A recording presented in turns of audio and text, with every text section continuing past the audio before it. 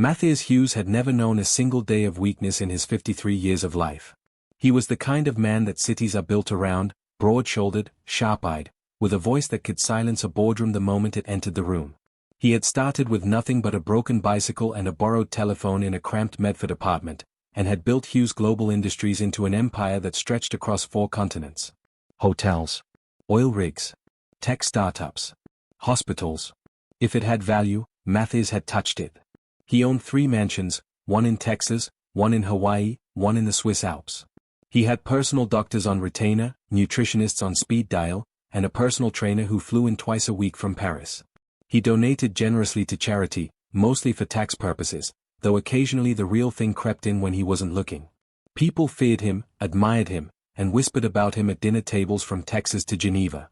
And then, on a cold Tuesday morning in January, Matthias Hughes collapsed in his private library. There was no dramatic fall. No clutched chest.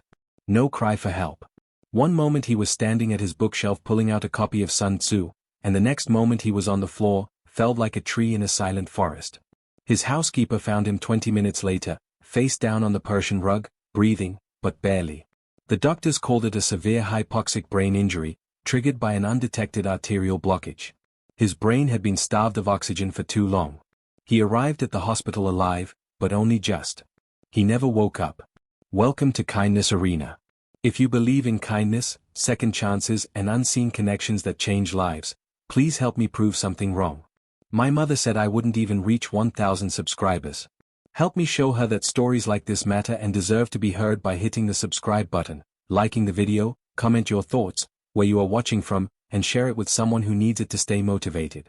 Your support keeps these powerful true stories alive. The first week, everyone was optimistic. The best neurologists in Texas were flown in.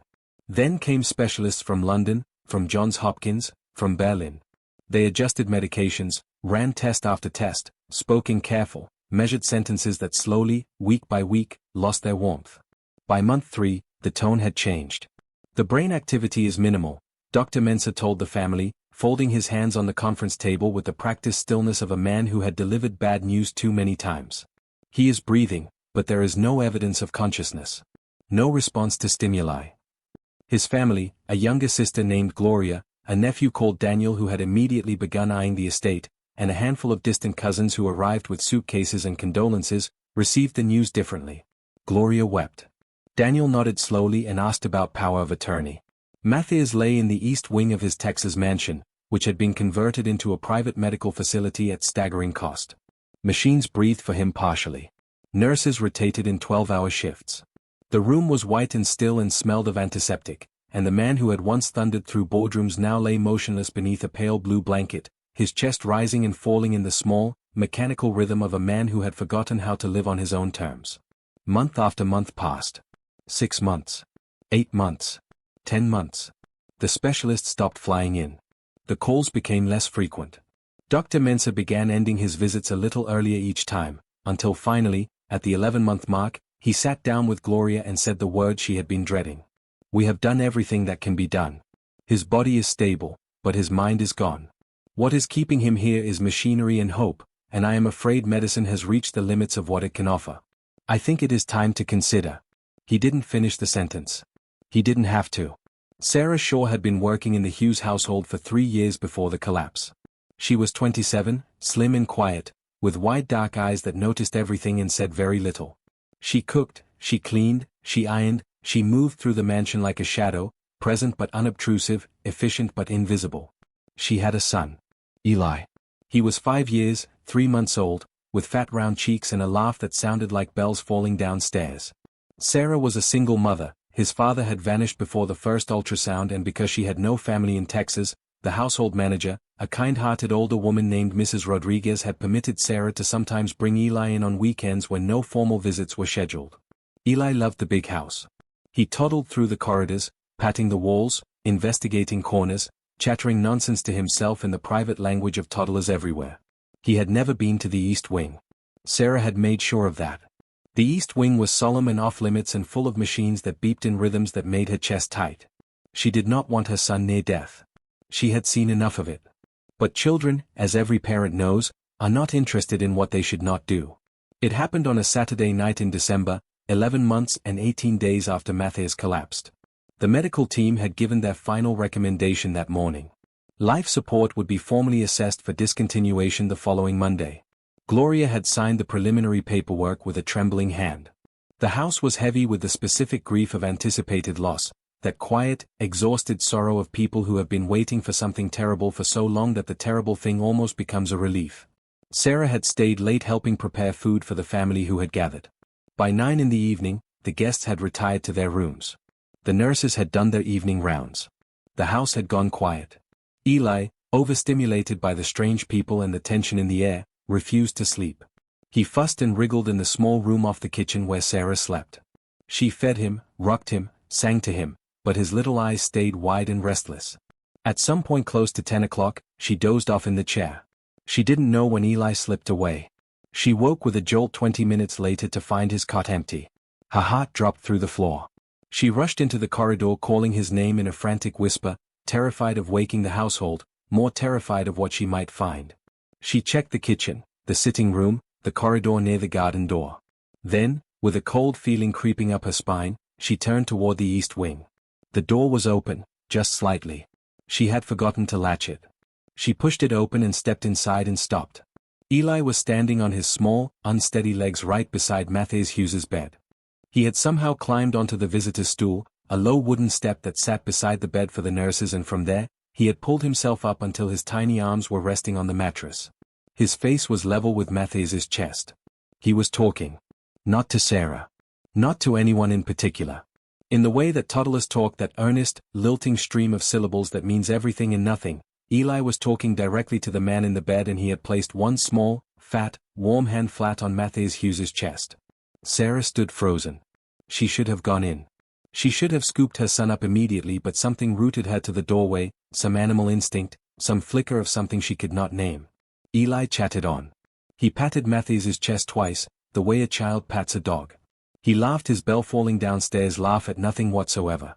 He said something that sounded, in the absurd and private logic of toddler speech, almost like a greeting. And then Mathias Hughes's hand moved. Just one finger at first.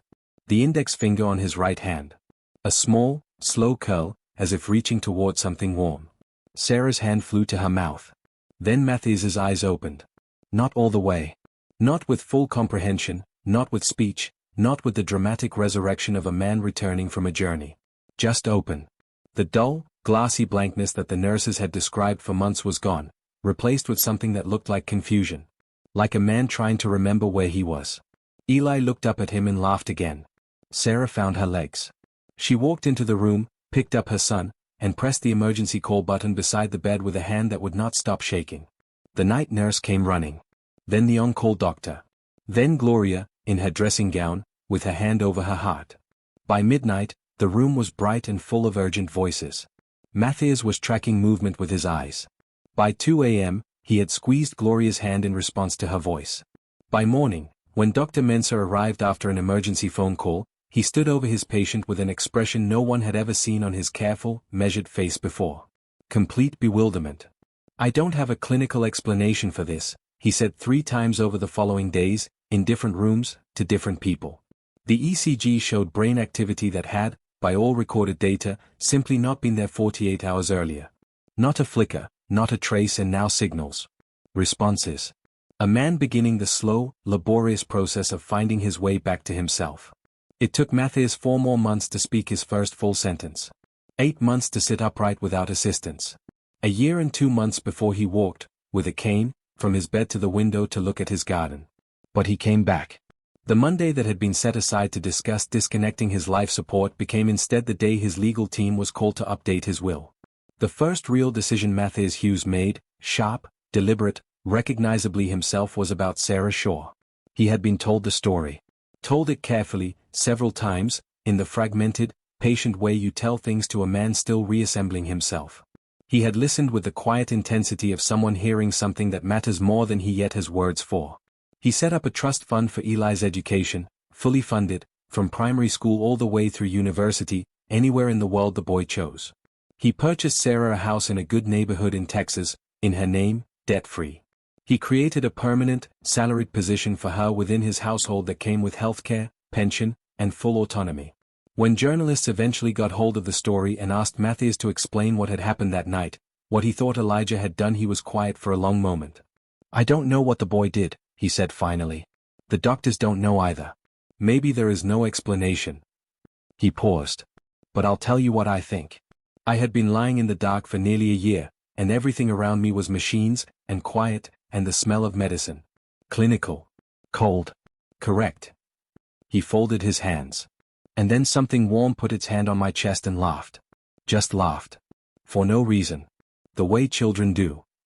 Another pause. "I think I remembered I was alive." He looked out the window. "Sometimes that's all it takes. One warm hand. One person, or almost a person, who doesn't know enough to believe you're gone."